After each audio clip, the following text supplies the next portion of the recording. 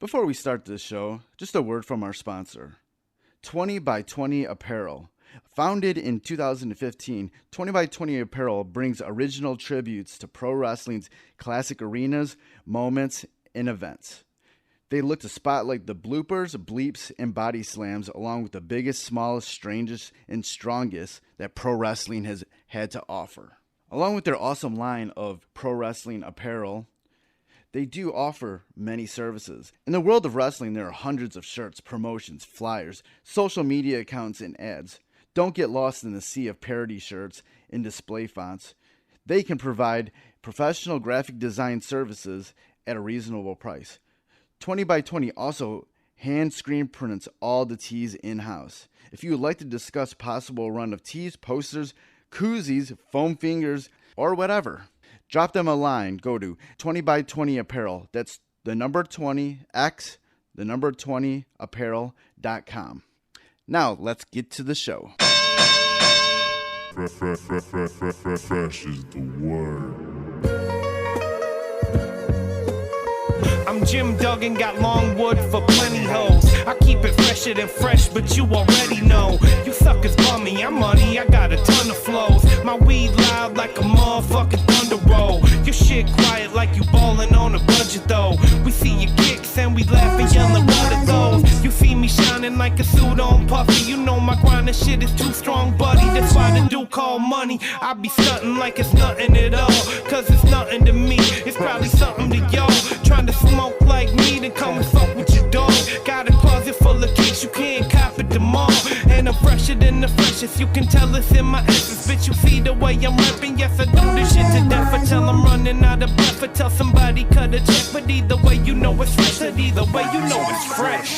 Fresh, we fresh, fresh, goddammit, we fresh.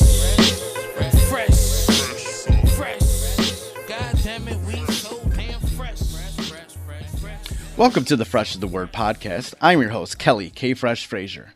And on Fresh is the Word, we like to deliver wisdom through great stories from the minds of bright creatives of pop culture.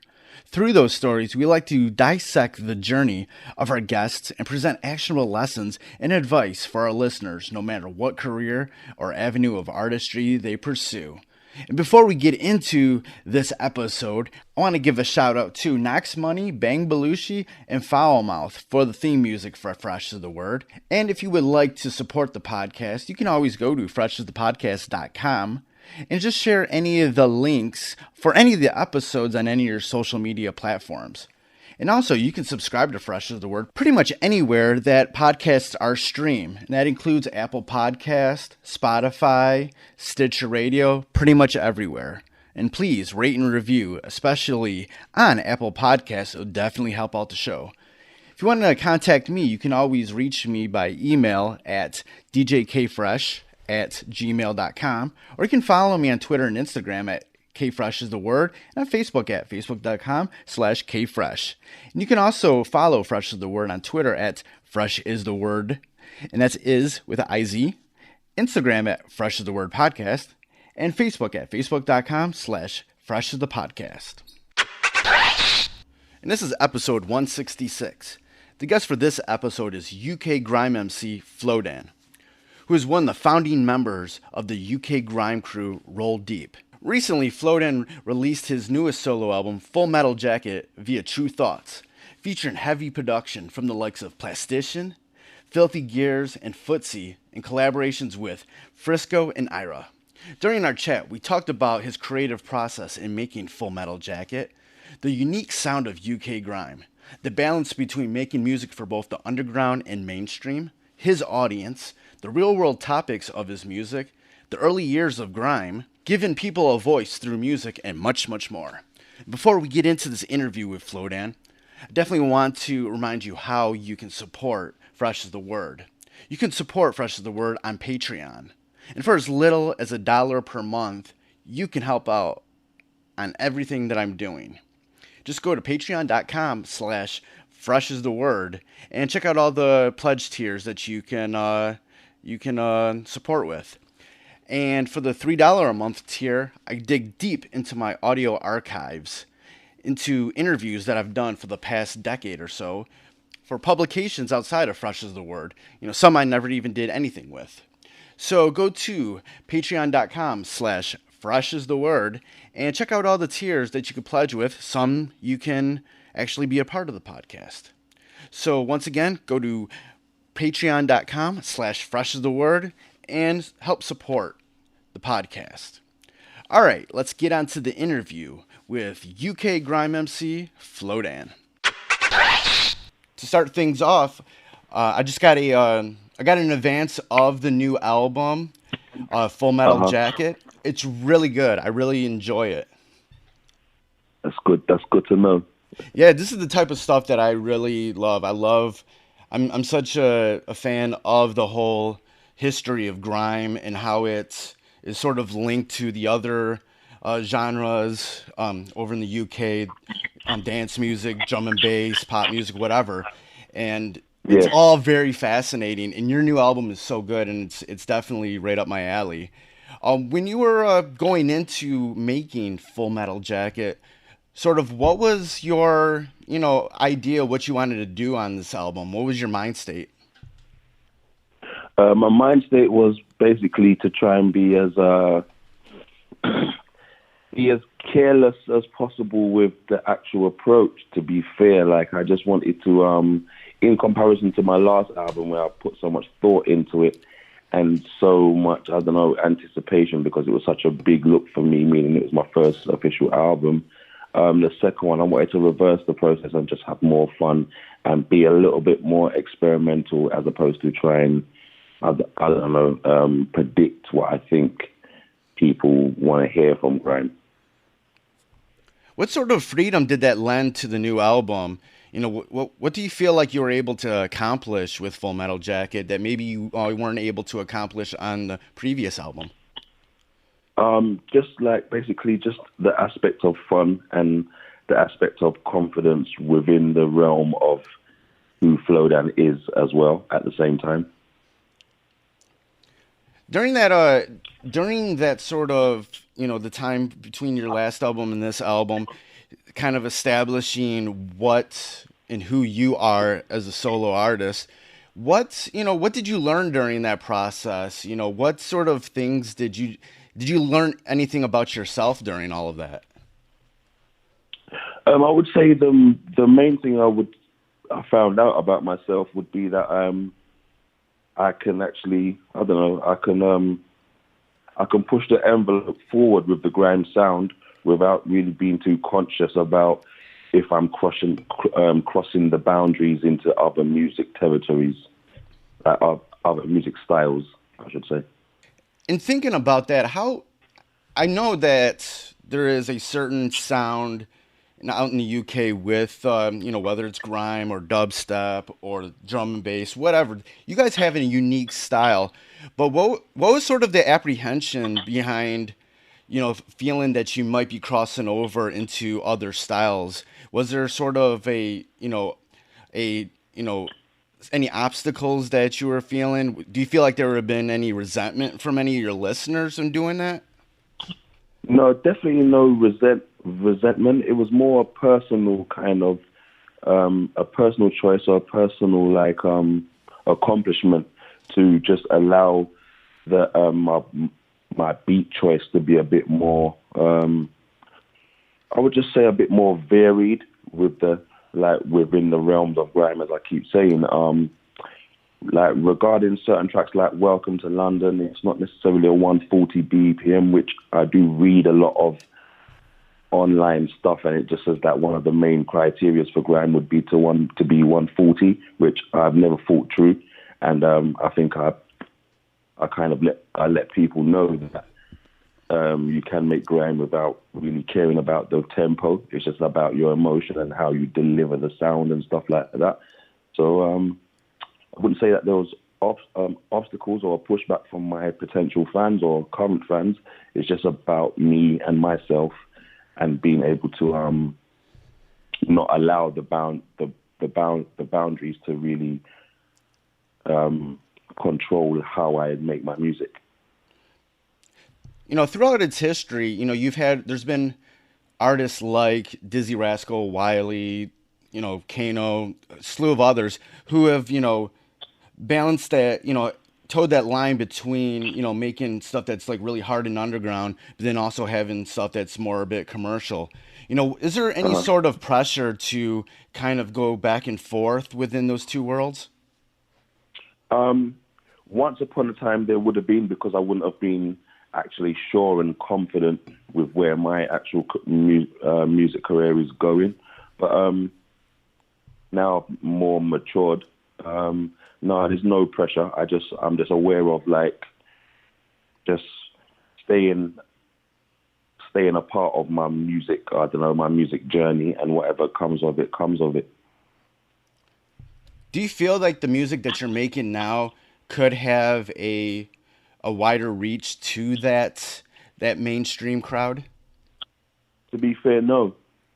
I think because I'm not paying attention to the formulas and the stuff that potentially could take my music there, um, I would say not directly. No, I don't think so because just from listening to my own album, honestly, I love it. I think it's very good music, but I just don't think it ticks the box for the mainstream audience. What do you feel like your audience is? Who are those people?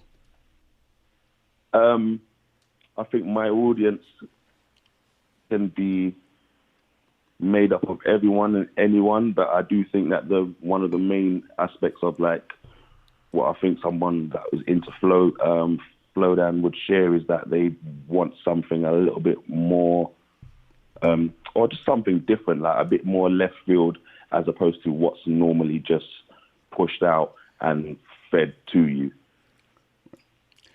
Yeah, that's a lot of the characteristics of a lot of the great artists that come out of the UK. I feel is the ones where it's kind of a left field thing, and they sort of are recognized for it. Not only in their home area, but outside of globally. Do you feel like your music, your audience has grown outside of the UK? Do you feel like you have an album here that's something that the Americas could like, or the rest of Europe, or even Japan? How do you feel about that? I definitely think that like my music stretches past the UK, or it could potentially be liked by anyone in the world. Definitely, just for that same fact that I know that anyone and everyone is out there looking for something a little bit more than they are already receiving. Plus, I don't know. It's just a sign of the times where people don't just really delve into their local pool of music and entertainment. They use the internet, and it stretches much wider, obviously. So, yeah, I think that regarding my music, it's a perfect formula, really. On your album, what are you trying to say on this album? How are you trying to tackle these real world topics that of things that are really going on in your area? Well, for me, these real world topics are not something that I usually or I only like. For me, these real world topics are actually kind of governing my life and governing who I am and governing what I'm trying to do. So I think it's more than music. I think it's the current state of affairs of how I see things. So that's basically what all of my music is about, from every aspect, from, I don't know, social commentary to biographical, whatever it is, it's the current state of affairs. So I don't think it's necessarily a separate thing when I step into the studio to do music. It's all one. From your perspective, what's going on out in your area that maybe people don't really, hear about on the news, the world news or whatnot. What's sort of, the sort of societal, state of affairs out to where you live from your perspective? To be fair, that question I think is a weird one because I don't really find it much different to what other people go through in their hometown or city or country or so forth. So It's just about me trying to explain that it's not what you think. It's definitely more like you or more like your situation, because I know that no situation is perfect. So it's about me just trying to shed light on the fact that whatever you've heard, there's a lot more to it, and it's probably a darker side why you haven't heard of it. What's the importance of sort of having, telling that, yeah, there's more to any story that you hear about, but at Yeah. the same time, we are, doesn't matter where you're from, we're probably all dealing with similar issues. How important is that to sort of address? Well, for me, that is everything, because that is what really brings the balance.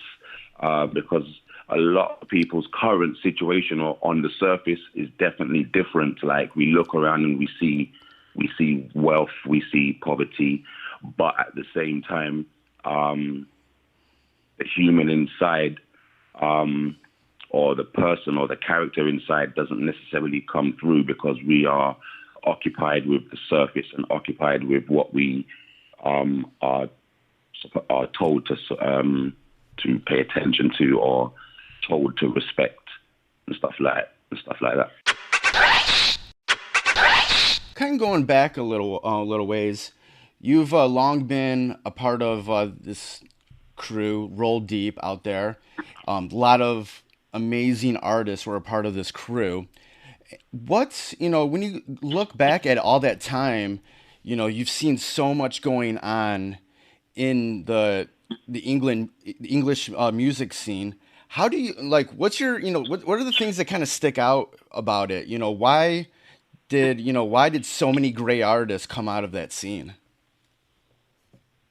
I think the scene provided a voice for the uniqueness that the UK has. I think until Grime was here, there was no platform that was really considered a UK thing that really was really pushing, I don't know, the commercial sound, or even a commercial sound. I wouldn't say the commercial sound. That basically it was the first time where, in my opinion, UK had its own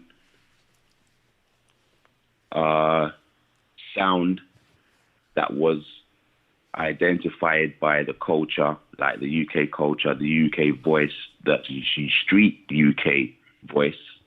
And because of them reasons, the attention that it got was, I don't know, it was different to the fact because we've always had a UK hip hop scene, we've had UK reggae, we've had UK everything, but because it's like a offshoot of the original, it's never really, for me, it's never really been that influential. But now we have a UK grime scene, which is the first of its sort. Regarding the UK and its sound, it just made more noise, and it allowed the UK to really show its talent for what it is worth, as opposed to UK people doing something that people potentially do better elsewhere. With the genres like grime, dubstep, and drum and bass, they all kind of lend itself to each other. It all kind of sprouted from the same seed. Why do you feel like these scenes, these different types of music have been able to just flourish and stand around for so long, and have such a variety of flavors and sounds to it? I don't really have one particular answer for that. I just think it's evolution. I think it's creativity. I think it's the human mind doesn't really want to stand still and just enjoy. It wants to move to the next stage and see what else can be done with the sound. And plus technology hand in hand, when that makes its leaps and bounds forward, it merges with what's going on. And then next thing you know, you've got a new style or a new sound or a new way. And that's how these new musics come along, I think. And while we're here, in this situation regarding wanting to be creative and also the use of technology, I think there's always going to be new things happening and new things created. With these, with this sound that's come out of London and UK and everything, um, I feel like a lot of these artists, including yourself, over the years, the style that you guys have been able to make, I feel like, and I might be wrong here, has been influential to artists around the world, but maybe you guys don't get the credit you guys deserve. Do you feel like that's the case? How do you feel about that? Regarding credit you guys deserve, I don't really look into that. I am sure that there's an influence, but I don't think, like I don't think for me personally that's really important to speak about, because for sure grime is influenced by something. For sure, everything that is here now is influenced by something before it. So I don't think that's relevant because I just see that as normal. But it's definitely the case that we're here and we are having an influence on the world. But I think that's been happening before grime. When it comes to this music that you do, what do you feel like the future has in store? What do you feel like is next? Is it just going to be a gradual evolution, and it's just going to be whatever comes? Well, to be fair, that's something I think about every day. And it's something I shouldn't think about every day because I should just be the situation rather than try to make the situation. It's a hard thing to really verbalize, but I definitely am aware that for me to be confident in my product, I have to be excited about my product. So I just stay working. I try to stay creative. I still also try to stay boundaryless, and then I just see what happens. It sounds like I don't know. But when I say see what happens, there is definitely a little bit more of a formula to it. But the formula for me is just to stay in the creative zone and allow my work to really guide what people see and know about me. It seems like more towards the earlier half of your career, you were more dedicated towards featuring on other things or being a part of group projects. But these days, you're more dedicated to being a solo artist. Why is that? Why are you more dedicated to being a solo artist? And when did that sort of idea come to be to focus more on being a solo artist? Well, the focus just came from one. There was no more Roll Deep to really work on. It wasn't like Roll Deep was there and is there, but there's no work really being done from that platform or with them particular group of people. So, and my love for music just didn't want to stop. So yeah, that changed the focus. Changing the focus allowed me to realize my potential, and I'm better off for it because I can still feature, I can still work with other people. I'm bringing more to the table now. When you kind of look back to your early years, when was the first time that you really, thought about making music? When did you get that music bug? To be fair, it was making music and doing music can be slightly different. So I've always been someone that messed about with having lyrics, writing lyrics, rapping, spitting, whatever. But from there, the actual creative bug to say like I want to try out this new idea would be off of the back of being taken to the studio by Wiley and making the early Roll Deep music. So maybe year 2001 or year 2002. Right. When you guys were kind of coming together and creating this wave of new artists, what was sort of going on at that time in your lives? Did you feel like you'd have such an impact on the music out there? Oh, definitely not. It was definitely it was just about what we was making and what we was doing was just about pleasing each other. And that was enough.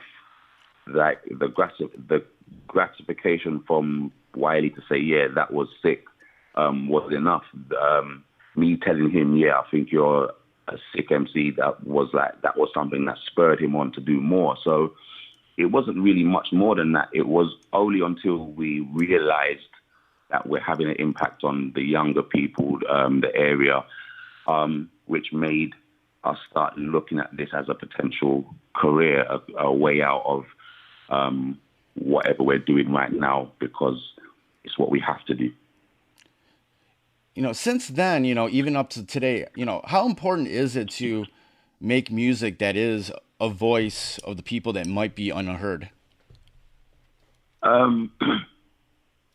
Yeah, it definitely has some relevance. It definitely is important, but that's not necessarily my purpose. My purpose is just to enjoy being creative and just enjoy sharing the opinion, sharing the point of view, and allowing people to see or say or even realize things they never knew. Just like how the impact that music has had on me. A lot of things that I know today have come through music. A lot of the things I am today definitely have come through music. So I wouldn't say I want to do that. I would just say that my purpose is just to be a part of that. How important is it to you to be open during this whole journey to learning things about yourself and also learning from other people? Did you ever have any obstacles in doing so? And, what have you learned throughout the years? It's unlimited what I've learned. I'm learning every time I'm conscious, I hope anyway. So, yeah, the constant development of the art, the constant understanding of there's no one formula to success. I've definitely learned that from being a part of the music industry. And I've definitely learned that the consistency is probably everything. So they're the lessons, or they're some of the lessons I'm learning. And that's due to being a part of the music industry. As someone who's been around for a little while, is there anybody new, any young kids coming out today that are grime artists that you think people should look out for? Two people, Ruby Black, which is a grime singer, and Ghostly. Sweet. Which is a grime MC, young MC from West London. All right. And I always like to ask this question in my interviews, like, what is sort of a lesson, a nugget of knowledge from your life or career that anybody listening to this interview, no matter what avenue of artistry that they're in, could sort of apply to their own life? I would say, I don't know if this is a nugget of knowledge from me, but something I've gathered is that you might need to be relentless with your passion. I think you might need to be a bit selfish with your passion. I think you might need to make sacrifices in other things or from other things that you enjoy to really get the most out of the passion that we're speaking about. All right, it's been great talking with you. Where can people go online to get more information about what you're doing and the new album? Basically, my Twitter would be at Big Flowdan, and Spencer Music on Instagram. Them two places are my two platforms that I use and speak about my label and anything I'm doing Flowdan wise. So that was my interview with UK Grime MC Flowdan. More information and links to where you can follow Flowdan online and stream and purchase Full Metal Jacket will be in the show notes for this episode at Fresh as the Podcast. Go pick up that album. Full Metal Jacket is dope. All right, thanks for listening. Goodbye and good night. Fresh is the word.